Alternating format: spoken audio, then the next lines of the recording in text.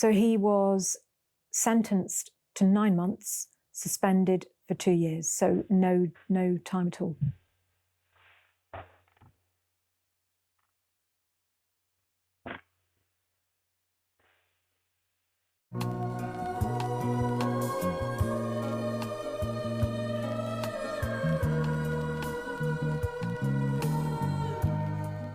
What's the vibe, guys? This is MisterValid, and today we're back at it again with some LadBibles Storytime reactions.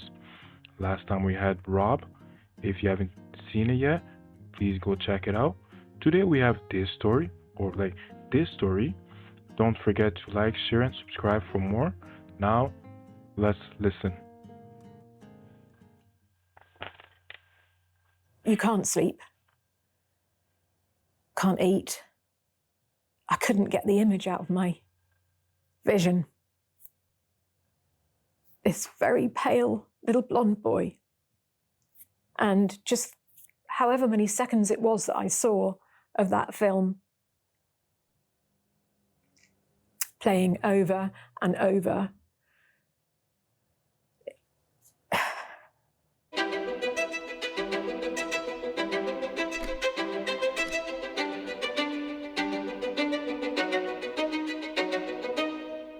My mother moved to Devon when I was in my late teens, and so I finished schooling there. Met my son's father, and we were together for 17 years, but we went our own sort of separate ways. We just grew apart, really, and separated. And how did you meet Pete? So I met him through Plenty of Fish. Anyway, he seemed...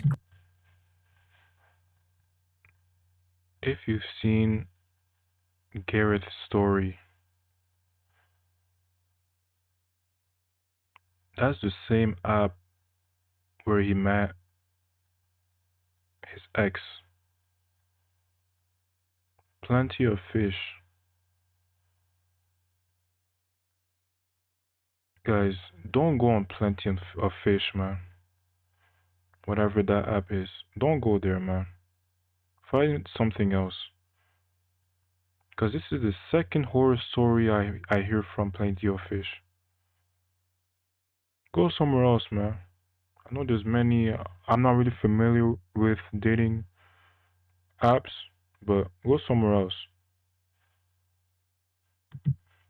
Great, because he was really into wildlife and sports and, you know, outdoorsy kind of stuff. And I just thought he sounds lovely. And we met up in a local sort of beauty spot where there's a really nice cafe, and just did a 20-minute coffee on the first meet.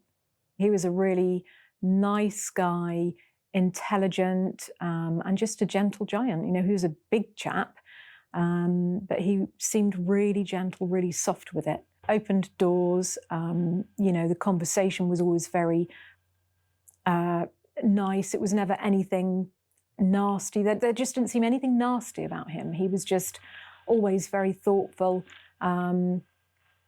very laid back, respectful, and just, you know, came across as being a really gentle person. How did you feel like coming away from that first meeting? Kind of excited. I was like, yeah, he's seems like a really great bloke. You know, his family he talked about them, they seemed lovely, they seemed into the same kind of things as my family, and horses and all kinds, and yeah, I felt quite excited. How did the relationship progress from there, Rosie? We sort of met maybe twice a week at first, and it would be sort of, we'd go for a meal or a walk. We walked quite a lot, so we'd go for a walk or a meal or something. So it started slowly, and he was really respectful, and I thought that's really nice that he's so respectful, doesn't sort of, you know, try and rush things or make a move, or I just thought that was great. We discussed sort of, you know, maybe we should move in together. It was just, you know, a few sort of random conversations at first, and then he lived on a farm, well, not a farm, but he lived on a place where they had horses, and he used to look after the horses in exchange for the accommodation. So it kind of made sense for me to move in with him. So we sort of discussed that, and, You know, I'd been to work with him a lot and seen where he worked. I'd met his friends, I'd met his family. Everything just seemed so lovely and just like it felt natural. And at that point, I suppose, what was the relationship like between him and your son? They didn't really have a relationship. I mean, my relationship with my son has always been incredibly close. And so that continued. My son doesn't need a father.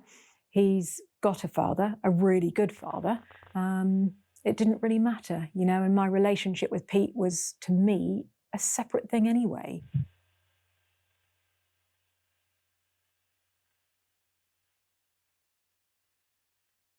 But the son still lives with you, though.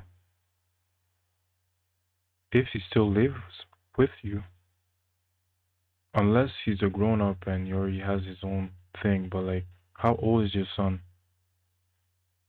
Because if the son is living with you, Rosie, it means that if you move, he moves.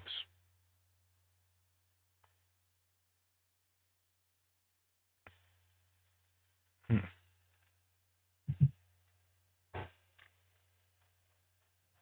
And then tell me a little bit about the day that your life changed forever, Rosie. So by this point, we'd moved house and we had our own place, and we'd left the property where we were minding the horses. And we had a home office where we'd keep sort of, you know, computer and desk and bits and pieces, a shared office that everybody had access to. It was mainly me and Pete, well, it was me and Pete that used it. And I had a card arrive that morning. I wanted to activate the card. We had a card reader in the office.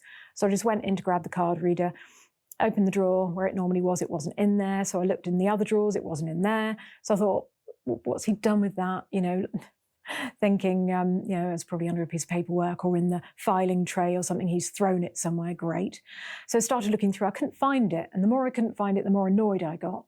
So I started looking. There were a couple of boxes. So I lifted the lid of the first one, lifted the lid of the second one, and there it was, in with a whole load of electrical cables and stuff. Grabbed it, walked off. When I got to where I was going, looked in the back, and there was something in there, and I thought, well, that's a bit odd. So I pulled it out, and it was an SD card, I think you call them, the tiny little cards that go into whatever. So I thought, it's a bit strange. So I put it into the iPad, the Apple iPad, and this box popped up, bottom left, and there was a small child there. So I ripped it out of the computer and sat there and just thought, of course it's not. That's just absolutely mental. That's just ridiculous. So I put it back in, and this time a box popped up with a load of titles. And all of the titles, every single one, was something, you know, pretty horrendous. And I just thought, oh my God, this. Please don't press on him. Anything regarding kids, man. I don't mess with that, bro.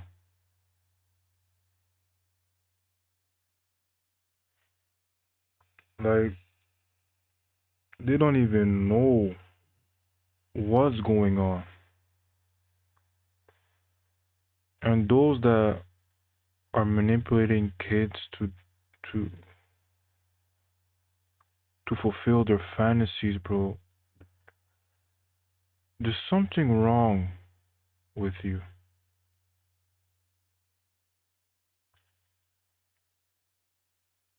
Pete was a PDF file. He was trying to hide it. He hid it for a minute. But that just shows you whatever you're trying to hide in the darkness will always be exposed to the light, one way or another.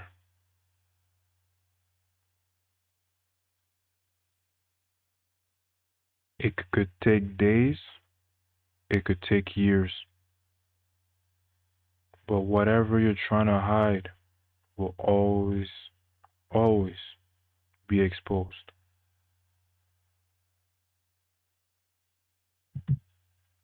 Is actually what I thought it was.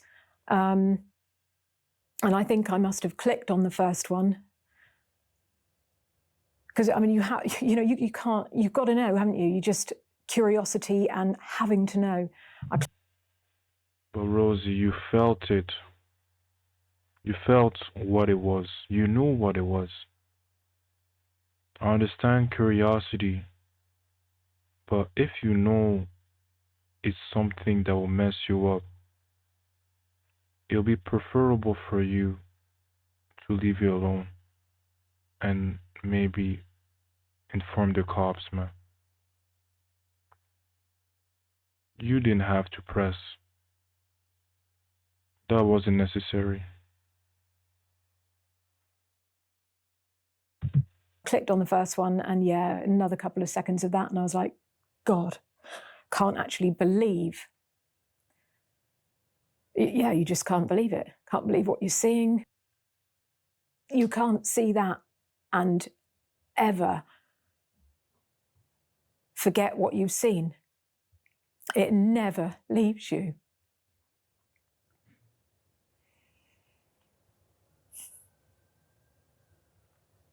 I ripped it out after having seen it anywhere between 2 and 5 seconds. Probably wasn't as long as 5 seconds. I don't think you need to see it for that long to realise what it is. I think I went on to autopilot. I just knew I had to do something. I knew I had to phone the police. So I picked up my phone, walked to the front of the house, and I had to speak to someone first. I had to connect with someone first. I knew I really had to connect with someone who I loved, who loved me first. Sounds weird, but I had to.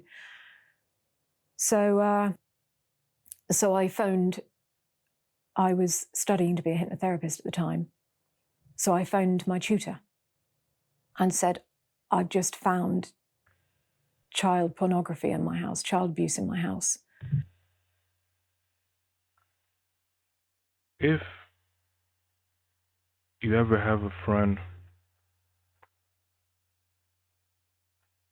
or we could even say your day one, phone you pick up thinking that, he's checking up on you and all that. And the first thing he said, out of his mouth is, I found kids in a USB drive in my house. And I think it's from either my wife or my husband. How would you react?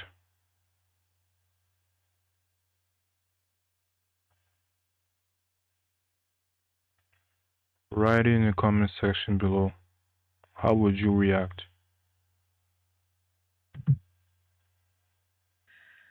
And I know I need to phone the police, but I need someone to tell me I'm doing the right thing. And he said, yeah, you are doing the right thing. I said, okay, thank you. Put the phone down, phoned the police. And they were brilliant. They just stayed on the phone with me. And I said, he's due home any minute. I do not want him in this house. And she said, lock all of your doors. We're sending someone up right now. And she said, I'll stay on the phone with you. And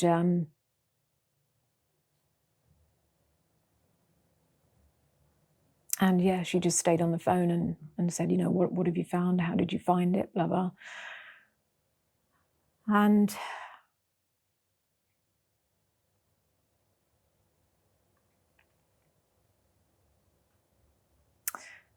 the police turned up.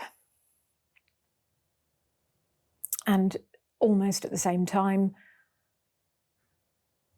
Pete turned up. And he was knocking on the door saying, Rosie, Rosie, let me in. He must have thought I was in the garden, because then he took his phone out and phoned me. And I've still got that voicemail on my phone that I've never listened to. And then the police turned up and they took him sort of just slightly away from the door. And one of the policemen knocked and said, you know, can you let me in, please? So I let him in.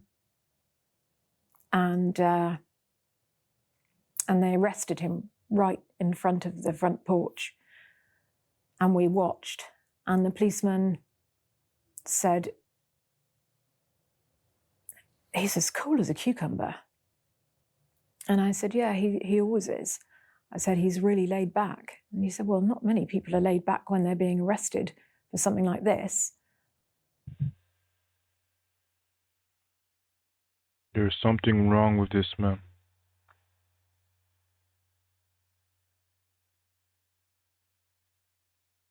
There's a lot of things wrong with this man. It's as if like you were living with a stranger this whole time. Imagine the betrayal that Rosie feels.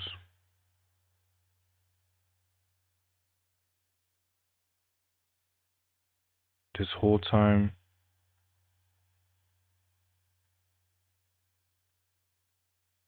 you were living in the same crib, sleeping on the same bed.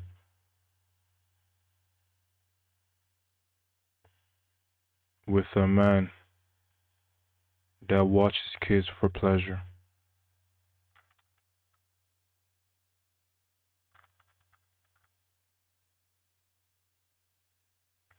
Mind you, I don't mess with that. Anyone that messes with kids like this,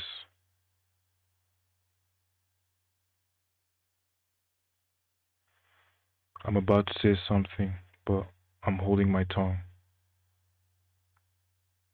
Because this channel will promote peace.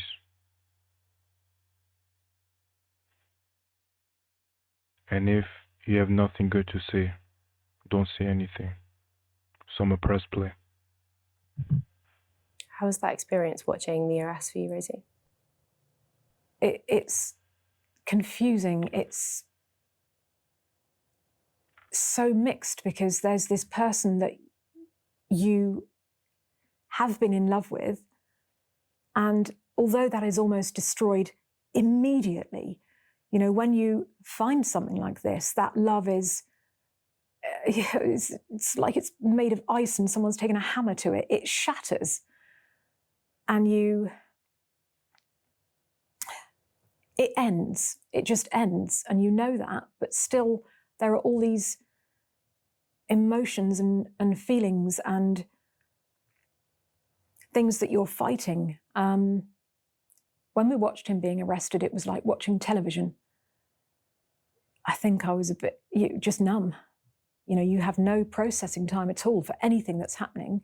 It's all racing and racing in your head and everything happening so quickly. You know, he was arrested and gone. And then you're on to the next thing. They want to come in and they're searching your house. And what did they find in the house when they searched? In his office, there were lots of memory cards. I don't know whether there was anything on them. I don't know whether what they found, because they found a lot of videos and images from category A to C, I think. Category A is the worst form of indecent image. So there's categories.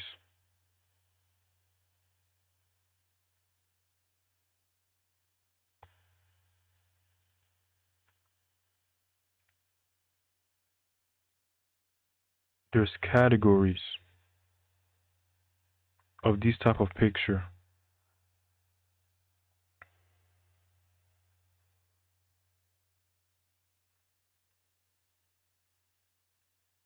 A PDF picture is a PDF picture. There shouldn't be degrees. It is still classified as a PDF picture.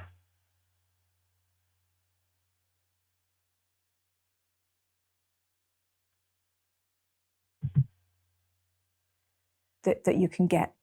Do you know how many images and videos there were? I think it was around 600, and a lot of them were categorized.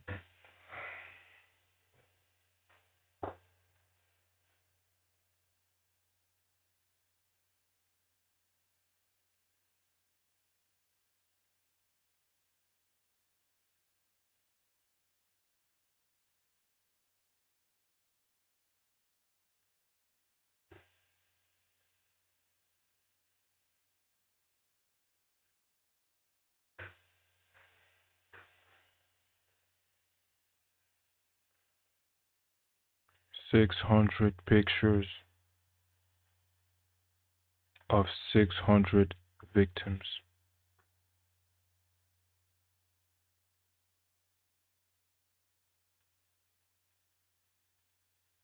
The fact it was category A, which is the worst, I don't even want to imagine the atrocities that was in these drives.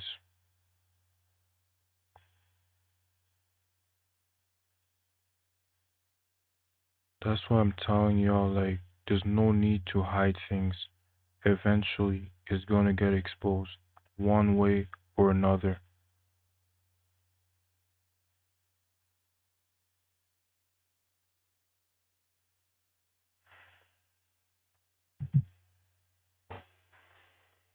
A.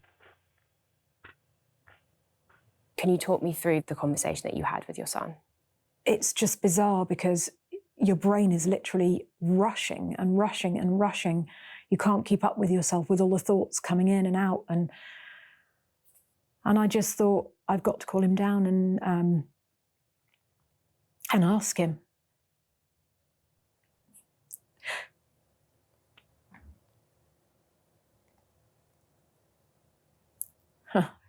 See him standing there on the stairs.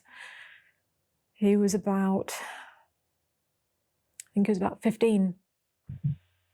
Your son was 15.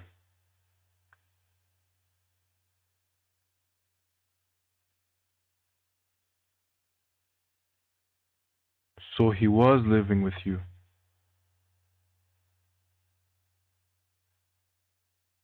Not knowing the man that lived with him, that slept next to his mother.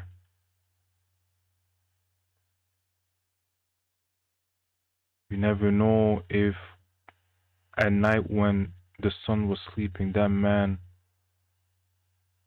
was maybe staring at him or even took some pictures.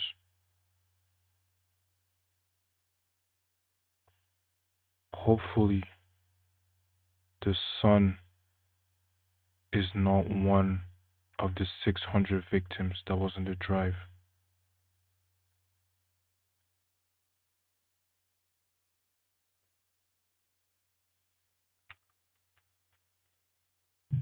And he came down and sort of leant on the banister and said, you know, what's up?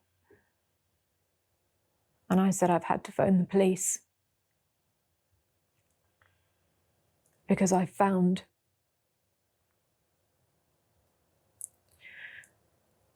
something in the office. And he just sort of looked at me a bit confused, really. And I said, I need to ask you if Pete's ever touched you. And I said, has he ever talked to you inappropriately? Has he ever done anything that's made you feel awkward or worried? Or he said, no.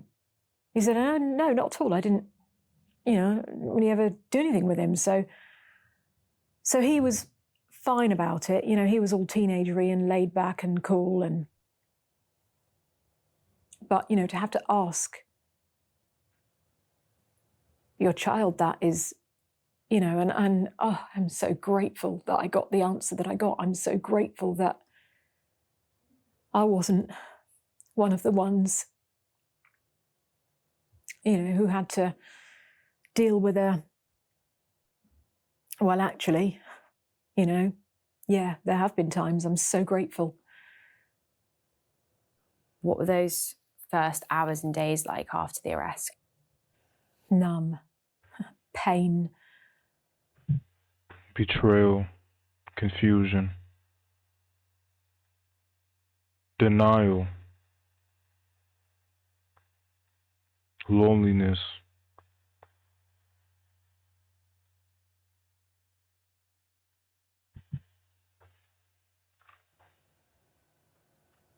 questions, just questions. Why didn't I know? What's wrong with me? Why me? And you can't sleep, can't eat. I couldn't get the image out of my vision. I tried to do so many things to distract myself. I tried to put on a really gritty film, You can't focus on anything. Hopefully, and the fact that Rosie's still standing is great. I see a ring on her finger.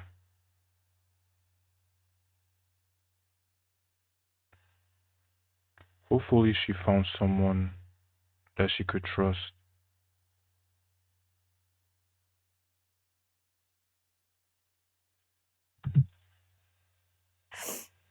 The only thing that was in my vision was this very pale little blonde boy. And just however many seconds it was that I saw of that film, playing over and over in my vision, and then you've got to address how you feel about yourself.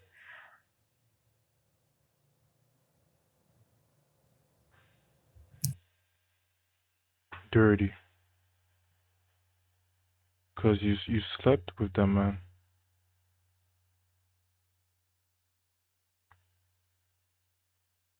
And this whole time, his fantasy was kids. What do you do when you look in the mirror and all you can see is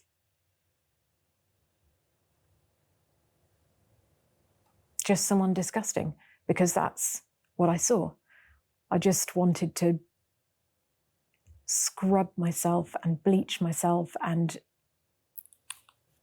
I just felt absolutely gross. Because he touched me. I let him touch me.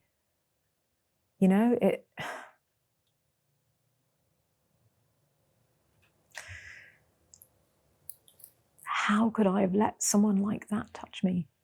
He was attracted to children. It knocks your confidence. It knocks your trust in people. And then you've got the whole thing of, what do you tell people? Do you phone up and say, I can't come to work today because I've just found out that the love of my life is a paedophile? Yeah, of course you don't. What do you tell people? How much do you tell people? Or don't you tell people? Obviously, the aftermath of you discovering those images and essentially you and your son being kind of victims of this crime, what was the support that you were offered after that? And were the police and people around you supportive of your experience of seeing those images? How did the police help you in that time? Well, it's funny you should say, you and your son were victims. I don't think of it that way at all. I think that we obviously are hugely affected by what happened at the time. I don't consider myself a victim. I consider myself somebody who has been through a very traumatic experience and was lucky enough to have a lot of friends who were able to help her and I was.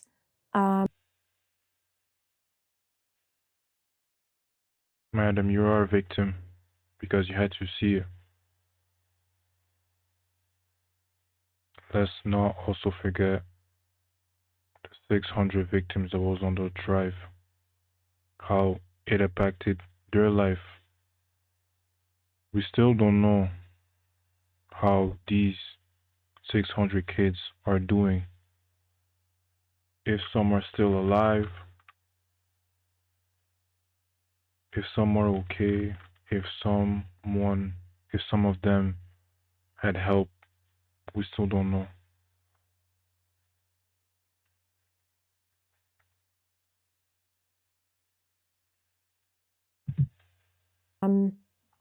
So I don't consider myself to be a victim.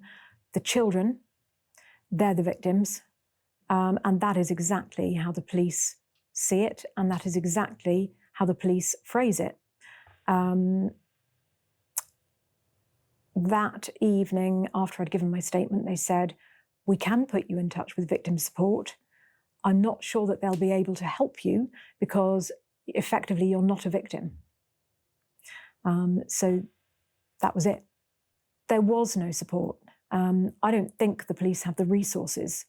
They don't even have the resources to process the amount of indecent images that they're picking up. It took quite a while to process.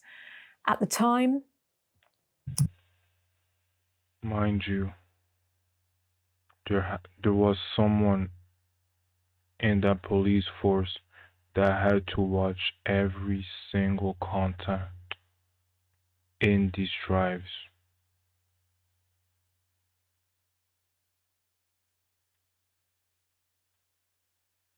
There had to be someone or a team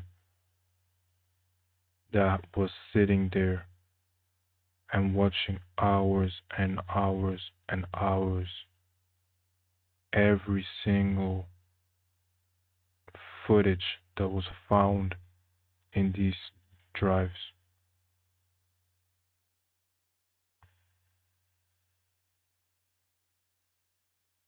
Imagine she only saw a couple seconds. Imagine these people that had to look at all of this content. Imagine how they feel.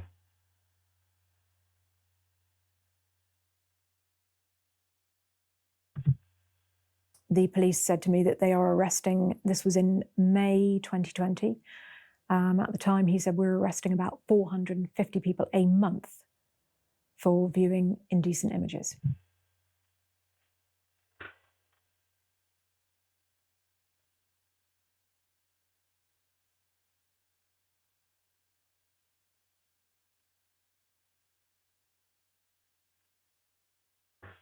Guys, I'm not gonna lie, this is not easy to watch.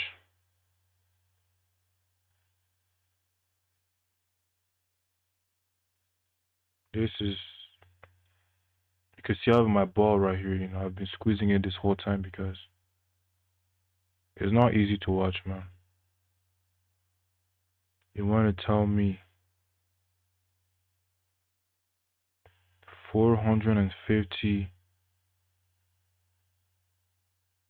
PDF files a month?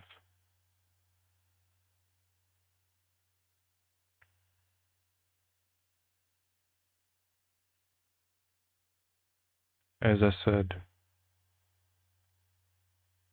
if you have nothing good to say, don't say it. So I'm gonna stay quiet and press play. 450.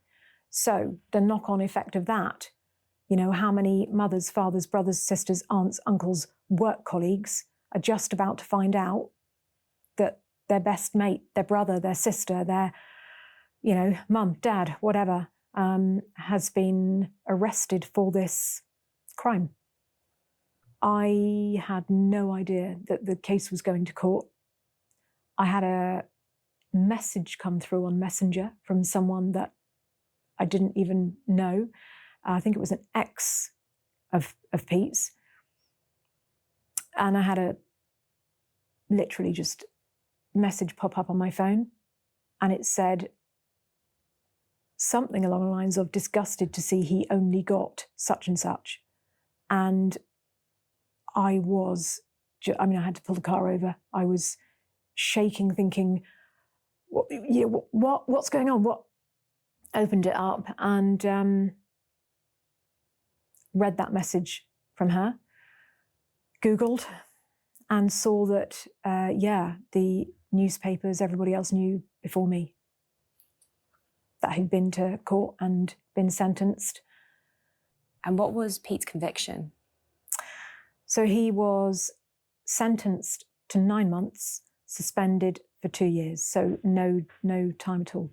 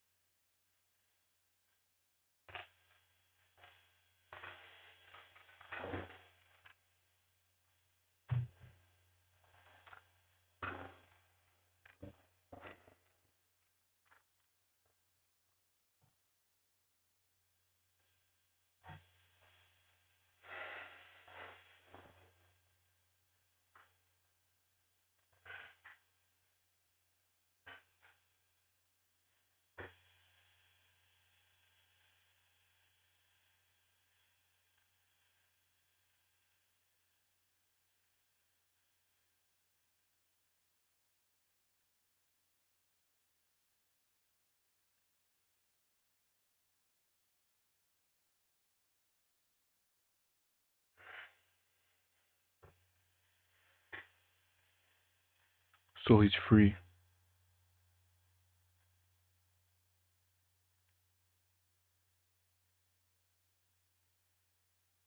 That was in 2020. He's free now then.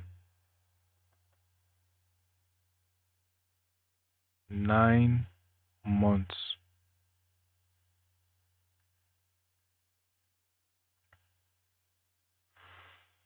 Guys,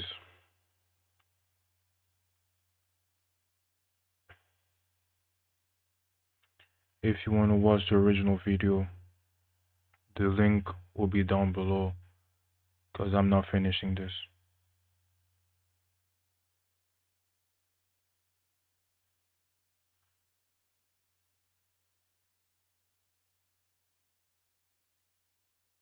I hope you learned something, because I did. This is MisterValid, and I'm out.